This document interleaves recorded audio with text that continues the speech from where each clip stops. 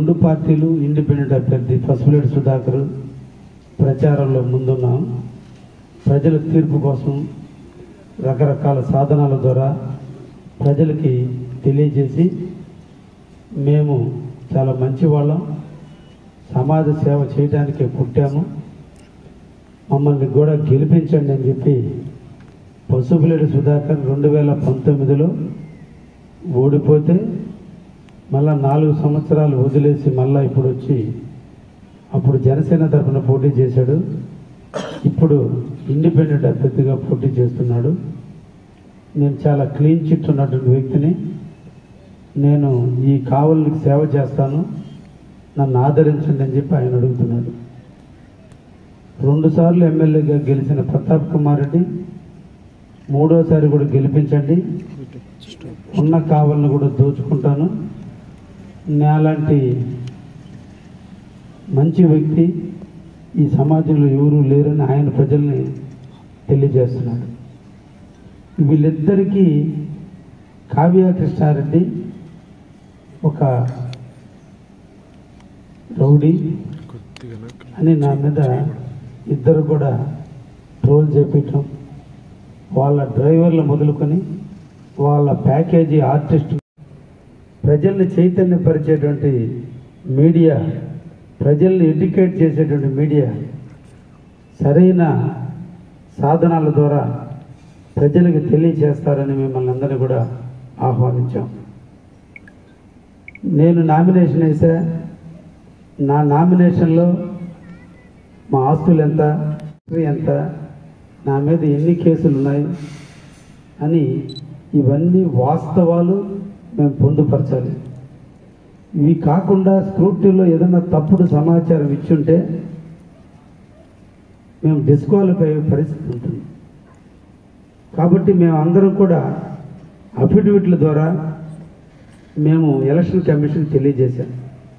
మొట్టమొదటి నేను ఇప్పటి వరకు నా 55 సంవత్సరాల చరిత్రలో నా మీద క్రిమినల్ కేసులు లేవు అని చెప్పి రాష్ట్ర డీజీపీ, ప్రజెంట్ ఉన్నటువంటి డీజీపీ గారు నా మీద ఎటువంటి రాష్ట్రంలో ఎక్కడ కూడా క్రిమినల్ కేసులు లేవు అని చెప్పి ఆయన సంతకం పెట్టి ఇచ్చినటువంటి లెటర్ని నేను పొందుపరిచి, నేను క్లీన్ చిట్ అయినటువంటి వ్యక్తిని, నా మీద ఎటువంటి ఛార్జ్షీట్లు లేవు అని చెప్పి నేను డిక్లేర్ చేయడం జరిగింది.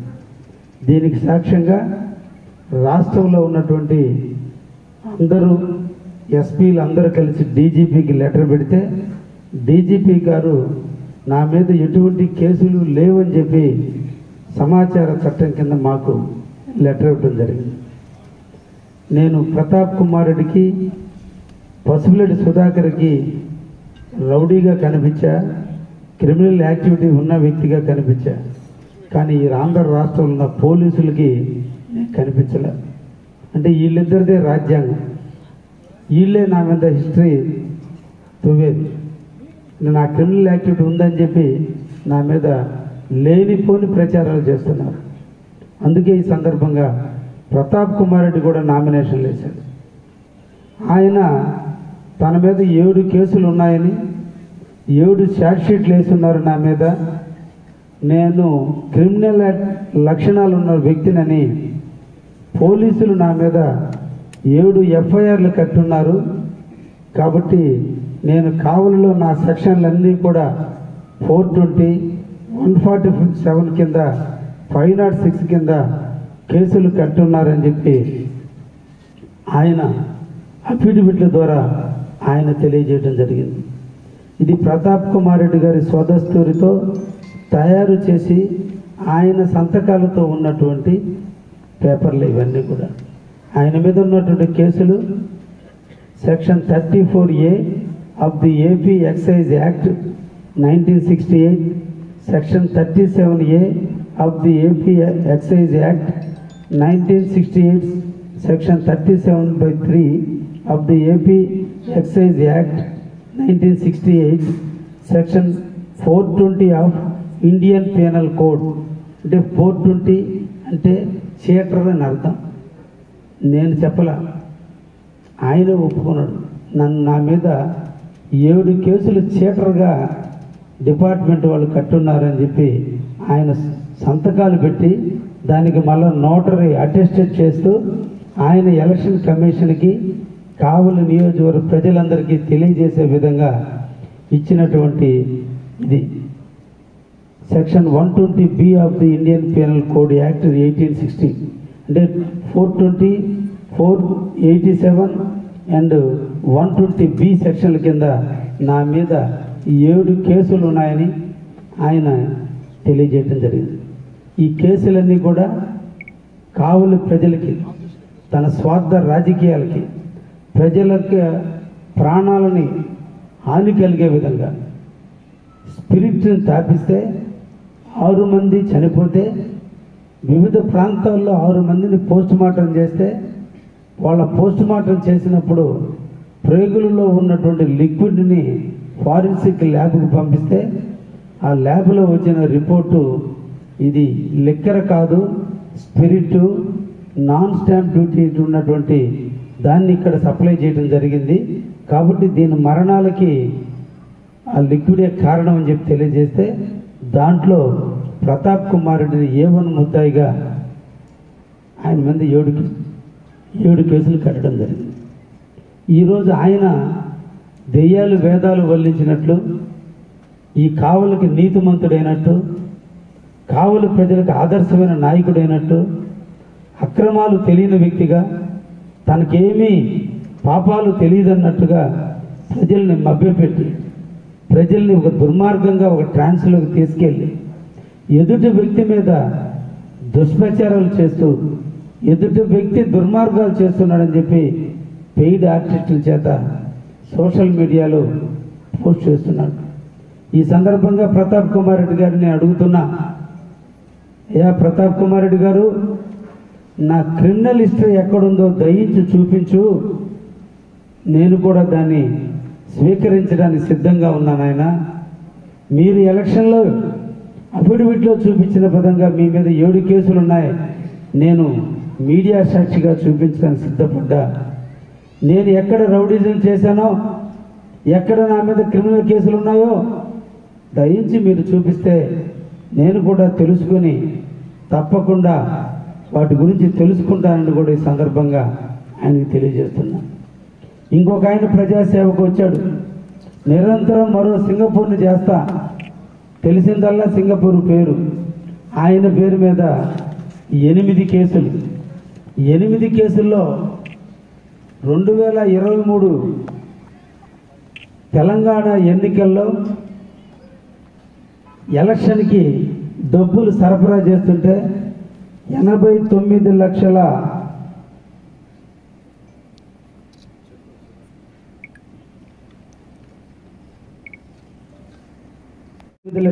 92,000 రూపాయలు మునుగోడు నల్గొండ బై ఎలక్షన్లో అమౌంట్ పంచుతుంటే ఈయన కారును సీజ్ చేసి ఈయన మీద పెట్టిన కేసు ఒకటి ఉంది. మొత్తం 8 కేసులు ఉన్నాయి ఈయన మీద. ఈయన కావలి ప్రజలకి సేవ చేస్తా, కావలి ప్రజలకి అన్నీ చేస్తానని చెప్పి ఈరోజు ప్రజల ముందుకు వస్తూ ఇద్దరు కూడా రేత్రి పూట మాట్లాడుకోవటం, పొగులు ఇద్దరు విడిపోయి నన్ను కామెంట్ చేయటం. నేను రాజకీయాల్లో క్లీన్ చిట్ అయినటువంటి వ్యక్తిని, ఎటువంటి క్రిమినాలిటీ లేనటువంటి వ్యక్తిని, కావలి ప్రాంతంలో లెక్చరర్గా పనిచేసి కొన్ని వందల వేల మందికి విద్యాబుద్ధులతో పాటు క్రమశిక్షణ నేర్పిన వ్యక్తిని, ఆ క్రమశిక్షణ నేను అలవరుచుకున్న వ్యక్తిని నేను. కాబట్టే నేను నిరంతరం ప్రజల్లోనే ఉన్నా, కావలిలోనే జీవిస్తున్నా, కావలిలో నివాసం ఉంటున్నా. నా మీద ఏ ఒక్క కేసు లేదు, ఏ ఒక్క వ్యక్తిని ఇబ్బంది పెట్టిన పరిస్థితి లేదు. వాళ్ళిద్దరేమో, ఒకరేమో ప్రజల ప్రాణాలను స్పిరిట్ తాపించి చంపించాడు, ఇంకొక ఆయనేమో 8 కేసులతో హైదరాబాదు ఇంకొక కేసు ఉంది, ఆయన కూడా 420 ఒక కేసులో.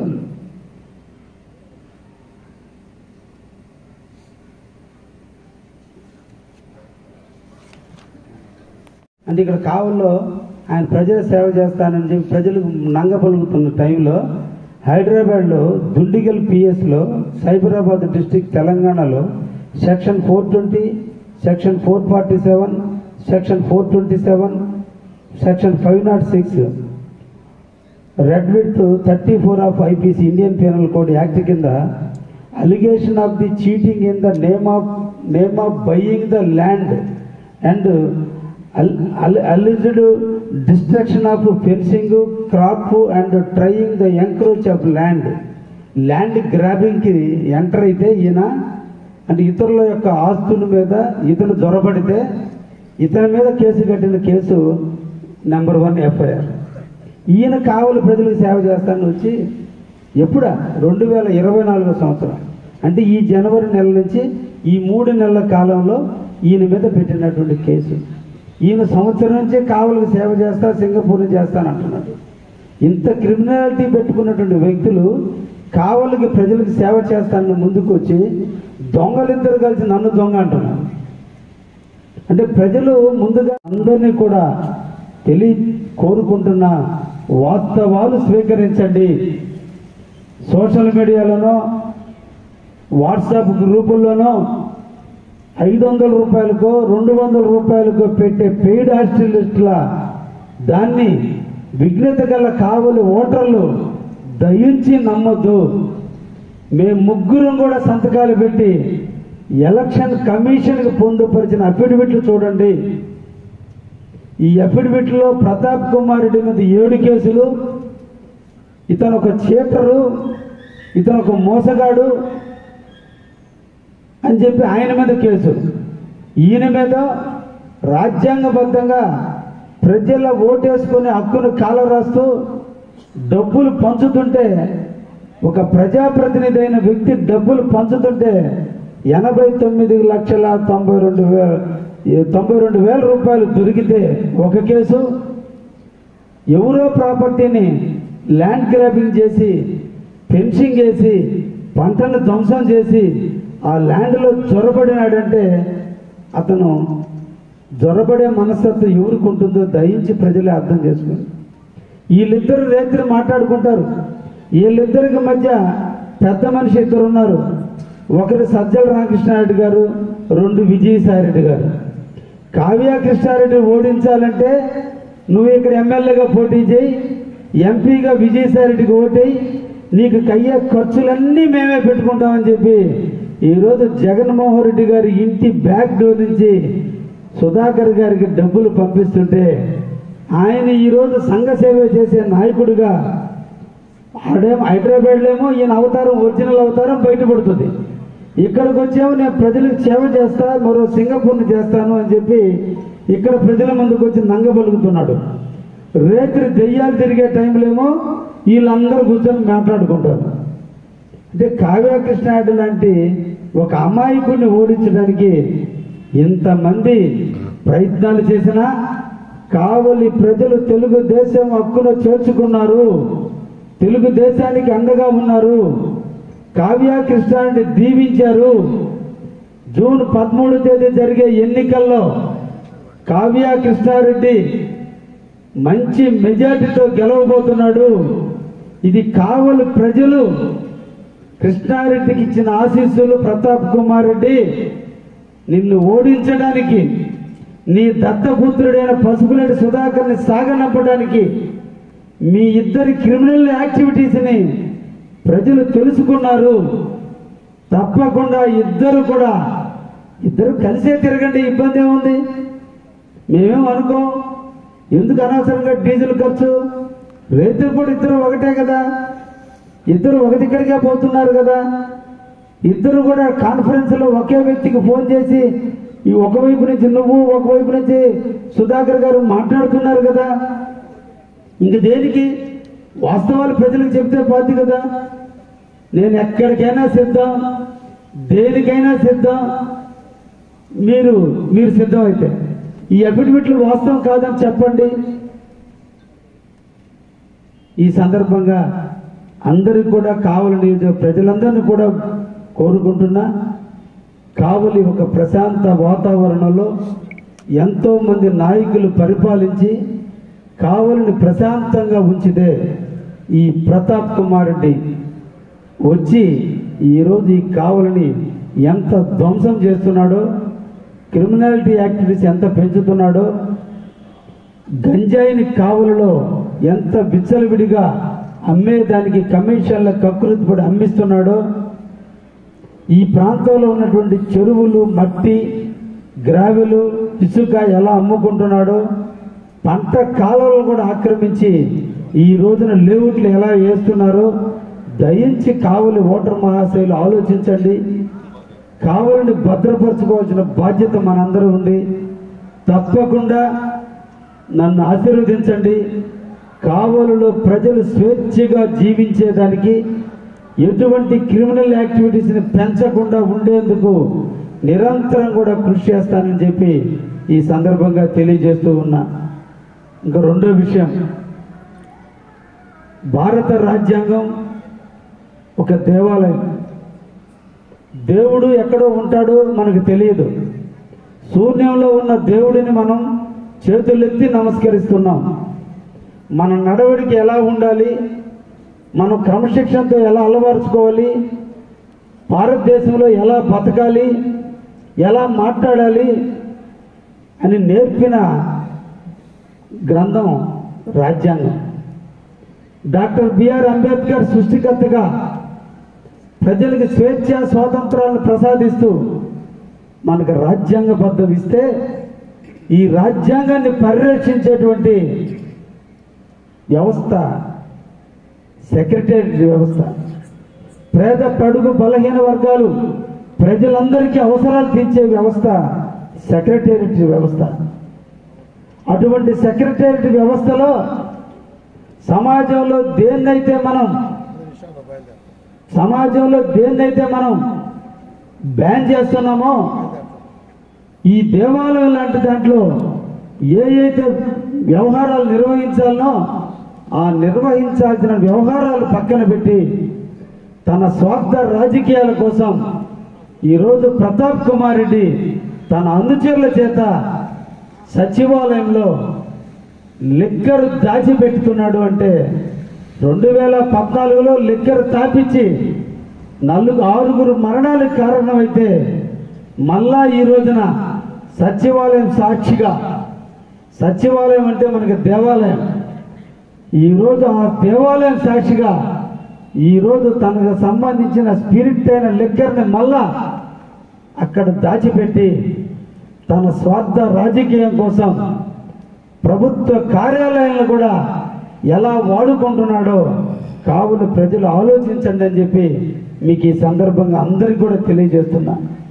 ప్రతి మనిషికి అవసరం వస్తే సచివాలయానికి పోయి చెప్పుకుంటారు, న్యాయం కోసం పోలీస్ స్టేషన్ పోయి చెప్పుకుంటారు, రెవెన్యూ పరమైన విషయాలు లేదా సోషల్ యాక్టివిటీస్, కమ్యూనిటీ యాక్టివిటీస్ కోసం సెక్రటేరియట్ పోయి చెప్పుకునేటువంటి సెక్రటేరియట్లో ఈరోజు లిక్కర్ బాటిల్ దాచిపెట్టేటువంటి ఖజానాగా తయారు చేసినటువంటి ఈ వైఎస్ఆర్సీపీ, ఈ ప్రతాప్ కుమార్ రెడ్డి రాజ్యాంగం పట్ల, డాక్టర్ బిఆర్ అంబేద్కర్ గారి సూచనల మేరతో ఏర్పడినటువంటి రాజ్యాంగబద్ధంగా ఏర్పడినటువంటి ప్రభుత్వ వ్యవస్థను కూడా ఎంత కాల రాస్తున్నాడో కావలి ప్రజలందరూ కూడా అర్థం చేసుకోండి అని చెప్పి ఈరోజు ఈ సందర్భంగా మీకు అందరూ కూడా తెలియజేస్తున్నా.